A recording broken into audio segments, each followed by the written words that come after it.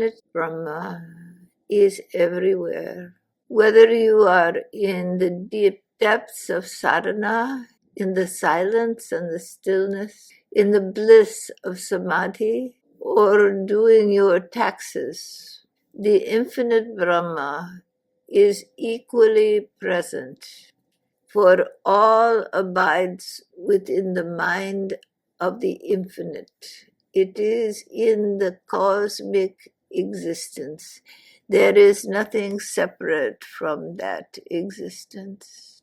But due to being in a physical body, which has its own relative reality, but in its true reality is made of the cosmic essence, but in the perception of the mind associated with the body mind, you create the identity of individuality, and you assume that you are a unique person, just like the character in your dream will assume its own reality when it really exists only in your mind, in the dream that you are having. So you exist in the mind of the great dreamer. But within the dream itself, you believe in your own existence, and you experience the highs and lows, the joys and the pains of that separate reality. And you struggle to achieve happiness. But ultimately, old age and death defeat your struggle for immortality and immortal happiness in your individual existence. But like the character in the dream, your individual self never really existed. Only in the relativity of the dream does your dream character exist. And you exist only in the relativity of the dream within the cosmic mind. So the individual existence has a relative reality to time, place, and person within the dream of the cosmic dreamer. Within the simulation, you exist. But the reality is that you are a fleeting thought in the mind of the cosmos, and that what really exists is the cosmic one. Where you thought, I am, there is only that one. The paths to this deeper understanding, to be more than an intellectual concept, but to be the truth of your life. The paths vary. For this true knowledge, two things are needed. Viragya, an understanding that leads to a detachment from the idea of a individual self. But that detachment is based upon Viveka, right understanding of the true nature of your own existence. That true understanding, that right understanding, leads naturally to Viragya, to detachment. Now, the yogis, knowing that this state of detachment, where you love everyone and everything, and you are immersed in that love, because you have Viveka, you have true understanding that this infinite grace is all that is, manifest in all the colors and forms of creation, and in the stillness of the infinite. It abides in the bliss of samadhi. It abides in ordinary life. It is the same. When the eyes are open and there is right understanding, then detachment to separating of forms becomes diminished. and altogether fades. All forms are one form. All forms are your own form. And you do not exist as a separate body-mind. There is only the Infinite One. The Satguru is all that exists.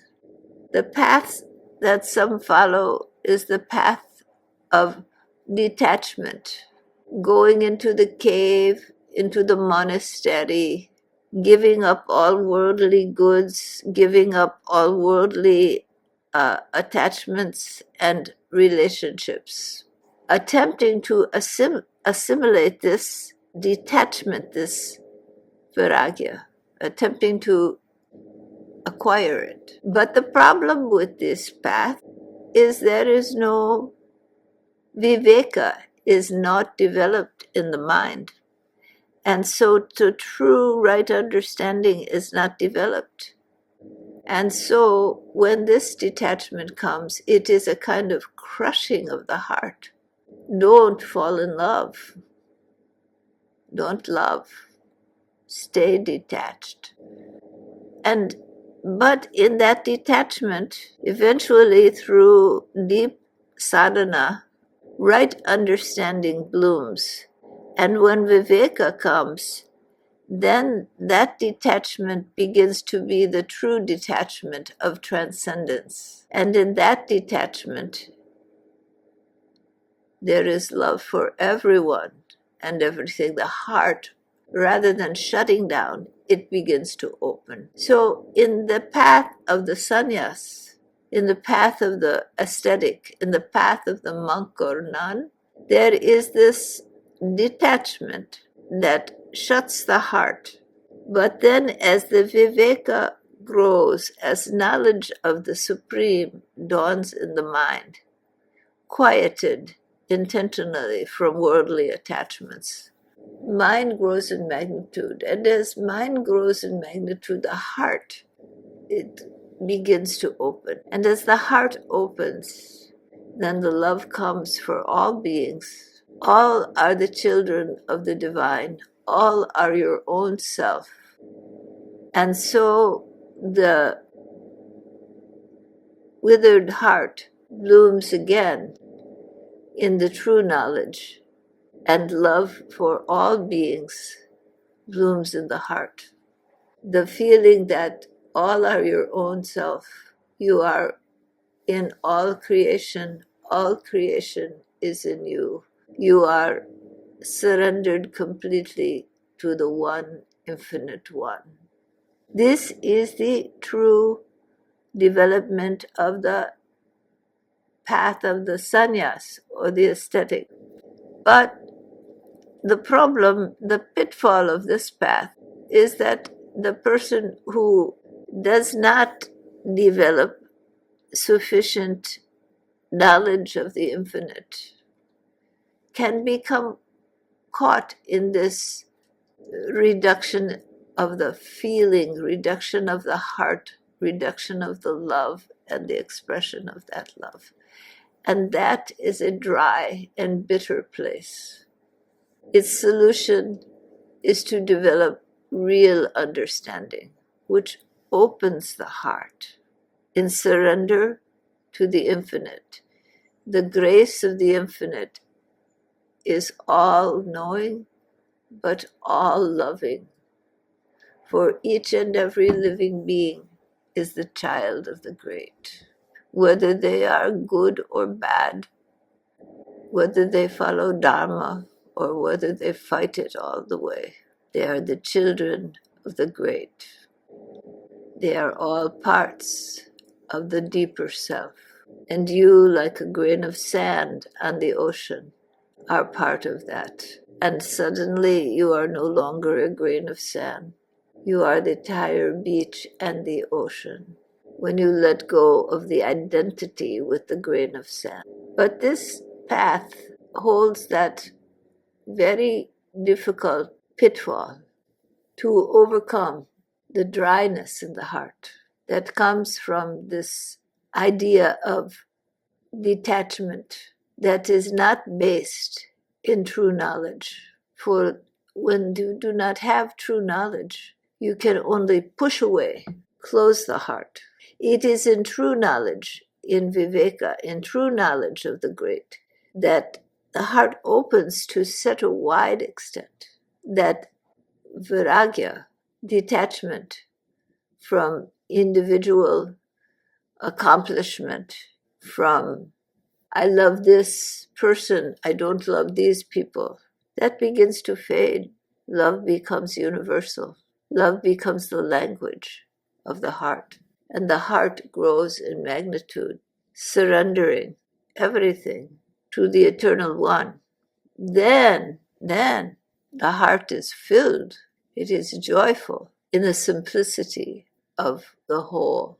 The path of the ordinary person, the householder, one who lives in the world, forms attachments, has family, children, worldly responsibilities, people they must provide for, and has that responsibility is as an individual in their life. They can become so wrapped in this that they forget the God self. They forget their deeper nature.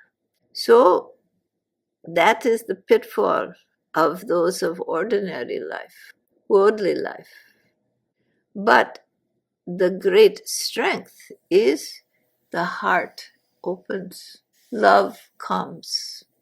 And then if Brahma sadhana continues to be developed and right understanding developed, mind grows in magnitude, then as the right understanding is the Viveka comes, then there is a feeling that all that I love, all that I have pursued, all is the form of the Infinite One.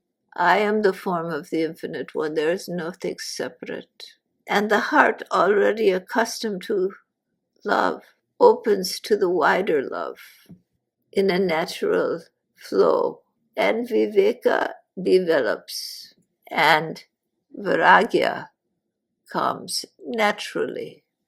Naturally. For when you see everyone and everything as the manifestation of the Infinite One, you see yourself in all beings and all beings in you, and you are surrendered to the great. You have a natural detachment that comes from expanded love.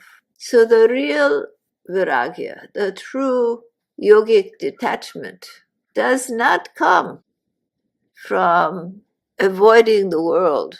Oh, if I don't own anything, oh, if I don't form attached relationships, then I will have detachment. No.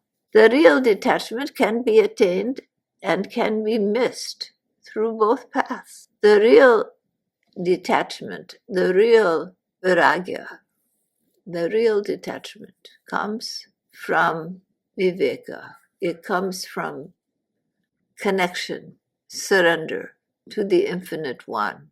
Not my will, but thine. When you let go of your individuality, surrender it to the grace of God, the infinite comes, then the love grows expansive. And that expanded love is the real detachment, isn't it? It's the real detachment because all is the form of the infinite. And whether your life is going good or bad, whether you get everything you want and you're on top of the world, or whether life doesn't give you so much of what you've wanted and you struggle a bit, it is the same.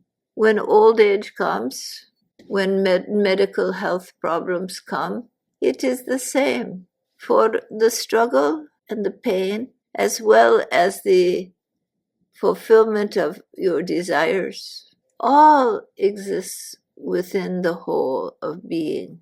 All exists in the play of the cosmos. All is a part and parcel of the great dream of the cosmic rebirth.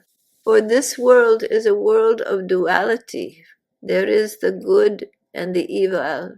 There is the dark and the light. There is shadow and sunshine. And the true path is to the path of unconditioned love. What does that mean, unconditioned? It means no condition dissolves it. Not old age, not physical pain, not loss of loved ones. For the knowledge is there that all this abides within the cosmic self, and that pain and pleasure come and go like fair winds and storms in the human life, and that both conditions are all right, because Paramapurusha abides in all forms and all circumstance. That love has no preferences, no right and wrong. Right, I get what I want. Right, I have perfect health. Right, I don't age. Right, I think I live forever. But then it dawns on you that life is not forever and that there are hard places in life. But does that mean that the infinite is not there? No. That one is equally present in the dark and in the light, in your happiness and in your most difficult moments. That one is there in all of it. And if your heart opens to that infinite presence, all things, all circumstance become the very form of God. And for such a one who lives in true knowledge, the detachment is natural, not the detachment of a bruised heart which shuts itself down, but the detachment of love so expansive that no matter the circumstance, love abounds. So do not seek this false detachment. Do not seek to win in the world of desires. Seek only the shelter of the infinite and surrender your ego, your individual self to that cosmic presence. Live in the love unconditioned. Merge your heart with the heart of the infinite. Surrender everything. And in that surrender, true love blooms. And this viragya, this detachment to pleasure, this aversion to pain, starts to wash away in the love that is unconditional, so that God is with you at all times, in all circumstance. For one who has this knowledge, there is no death. The body falls away, but they are deathless. Do you understand? Deathless. There is no death. They are in the oneness of all that is. This state is not some high and holy state for some great yogi who lives in the high Himalayas. It is for you, for each of you. All right? Pursue this true knowledge and the natural detachment of expansive love, and surely you will find the elixir of life immortal, the true elixir. All right? Namaskar.